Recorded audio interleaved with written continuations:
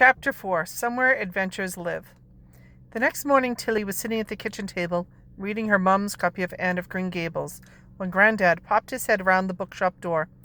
He came and gave Grandma a kiss on the cheek as she simmered gooseberries on the stove, singing under her breath along with the radio. "Oscar's here," he said to Tilly, smiling. "He said you'd promised to help him find a book." "Oh, I didn't think he'd come," Tilly said, putting a bookmark carefully on her mum's book and placing it well out of reach of the sticky gooseberries. She headed right into the shop and saw Oscar wandering between the bookshelves, trailing his fingertips along the spines of the books. Tilly watched him soak up the atmosphere of the shop for a moment. "Haven't you never been here before?" she asked, making Oscar jump a little. "I didn't hear you come in," he said sheepishly. "And yes, of course I've been here before. It's where Mum gets all her Christmas presents. But I'd forgotten how—" He paused. "Magical?" Tilly suggested. "Exciting? Beautiful?" "Yes, but that's not what I mean. It's not what it looks like. It's how it makes you feel, isn't it? Is there a word that means somewhere adventures live?" "I don't think so, but there should be," Tilly said. "But anyway," Oscar said, collecting himself, "it's cool is what I mean. But I haven't been in here for ages. I'm not up this way that much. We must someone else who looks after the cafe on the weekends, and I usually spend the school holidays with my dad. Where does your dad live?" "In Paris with my big sister Emily." "Oh, wow. I thought you were going to say South London or something," Tilly said. "It must be amazing to go spend the holidays there. I've never been outside of England." "Yeah, I guess," Oscar said. "Paris is pretty cool, but Dad got remarried last summer, and Marguerite's really nice, but now it kind of feels like I'm visiting someone else's home when I'm there. And Ellie is always out there with her friends, so I decided not to go on this holiday." "How come Emily lives with your dad?" Tilly asked. "She decided to go to college there," Oscar explained. "She wants to be fluent in French so she can get into university there, too. Her boyfriend lives in Paris." "Do you miss them?" Tilly asked. "Yeah, I guess. I don't know. I miss my sister more than Dad, I think. Sometimes it feels like I'm the way when I'm here. Not that I'm wanted, but not that I'm not wanted, but that it would be easier if I weren't there." Oscar paused. "Do you miss your parents?" he asked quietly, as though he wasn't sure if she was allowed to talk about them. Most of the time it's fine," said Tilly, surprising herself at how comfortable she felt talking to Oscar honestly. "But every so often I can feel the gap where they should be. It's not like that all the time, but I'm always aware of it a little bit." "What happened to them?" Oscar asked, still looking at his feet. "My dad got ill and died. I don't know many of the details. He had to go abroad for work. He got ill. He died before he could get home. We don't really know what happened to my mum. She left really soon after I was born without telling Grandma and Granddad or anyone where she was going. And she never came back. We haven't heard from her since." "Whoa, that's like something from a TV show," Oscar said before stopping. I'm sorry. I mean, it must be horrible. Do you really not know anything?" Tilly shrugged. "She didn't even leave a note or anything. The police think she may have just had postpartum depression and she ran away and is living completely new life somewhere else. They said she might try to make contact at some point, but that I shouldn't get my hopes up." "Do you think about your parents a lot?" "Kind of. It's funny because I can't remember them at all, so it's hard to miss them or feel sad about them in a very specific way. It's like feeling sad that you never had a diamond ring or a unicorn. I feel sad about the idea of them and knowing they're not there, and I hate that I don't understand why Mum left. But I don't really have any memories of them as real people. I have this, though." Tilly pulled out her necklace from under her jumper and showed it to Oscar. The small gold bead was no bigger than the nail on Tilly's thumb. "Was that your mum's?" Oscar asked. "No, it's mine, but she had one just the same. Hers was a present from my dad, and when I was born, she had one made for me, too." Tilly tucked it back into her jumper. The shop phone suddenly started ringing and made them both jump. "Anyway, I've never really told anyone else about all of that," Tilly said a little awkwardly. I'm glad, Oscar blurted out, but Tilly cut him off. Let's find a book for English. I need a new one, too. Oscar nodded and followed her up the stairs to the children's floor.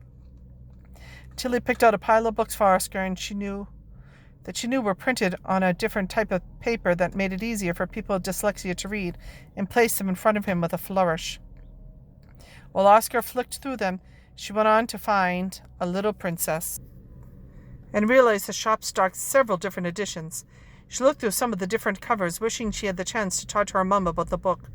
She was sliding the various editions back onto the shelf when, after careful consideration, Oscar settled on a slim book with a black cover and a creepy illustration on the front. They took it downstairs, where Granddad put it in a canvas tote bag with the Page & Company logo and refused to let Oscar pay for it. It's a pleasure to have you in Pages & Company, Granddad said. Special offer for friends of the shop. Oscar thanked Granddad and gave Tilly an awkward half-wave before making his way back across the road to Crumb's. Tilly headed upstairs to her reading nook, but when she turned the corner, she saw her supper was already occupied by a girl with red pigtails. She looked up at Tilly as she approached and sighed dramatically. I know what you must be thinking, she said in an accent that Tilly couldn't place.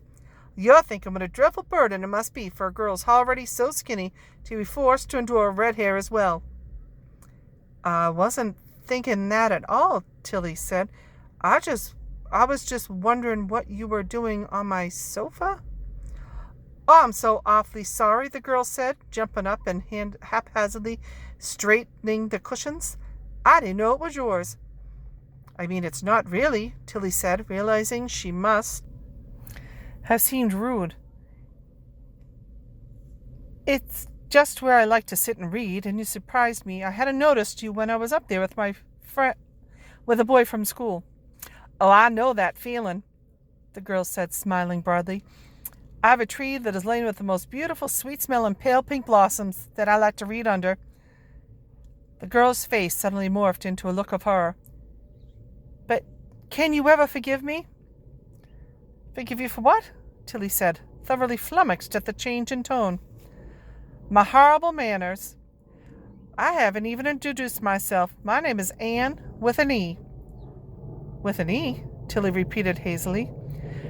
Yes, the E is ever so important. People are always telling me that the name is much the same with or without the E, but I think those people are severely lacking in imagination.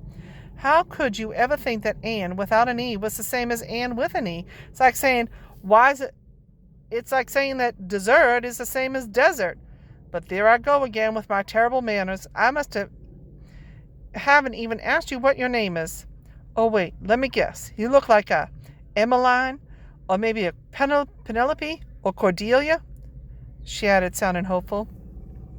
It's just Tilly, I'm afraid. Short for Matilda Pages. Well, that's a lovely name, and I'm quite envious, Anne said, looking entirely delighted. I'm so thrilled to meet you. Are you looking for a book? Tilly asked. That sounds wonderful. Thank you, Anne said. Autumn is the most magical time of the year for reading, don't you think? She gestured toward the window, which framed only drizzle and gray skies, but Anne reacted as though she could see auburn leaves tumbling in the wind. October is my absolute favorite month, and to read outside with the sun dappling. Do you think dappling is a real word, Tilly? I think it must be, don't you? With the sun dappling, the leaves of tree, glass of raspberry cordial in hand. She tailed off, staring dreamily into nothing. Tilly began to find the silence a little bit awkward, but struggled to think of something to say, and so returned to her fail-safe question. What is your favorite story? She asked, jerking Anne out of her autumnal daydreams. Do stories you've made up yourself count? Said Anne. I don't think so, said Tilly. I think they have to be, proper stories, like in a book. A story you've made up yourself is just as proper, don't you think? Although I suppose it's harder to share with other people unless it's written down. But I do love telling stories out loud as well. My friend Diana and I have a club where we read each other stories, and offer helpful advice on how to improve as writers. I must say, though, the advice is mainly one way. Poor Diana, she doesn't have much of imagination, although I love her fiercely regardless. I dare say it is good for my soul to be bosom friends with a girl who is so lacking in imaginative powers. The mention of a friend named Diana made Tilly's brain itch. Something about this girl was so familiar. But anyways, it must depend on what the purpose of your story is, I suppose, Anne concluded and looked up triumphantly. Tilly nodded supportively, although she wasn't really very sure what Anne's point was. Do you know, Tilly started, glancing down at the book in her hand, you remind me of... But she was interrupted by a harried-looking man who came up behind them and tapped Tilly on the shoulder imperiously. Excuse me, young lady, I need to pay for this immediately. Do you work here? He was holding a very thick business textbook.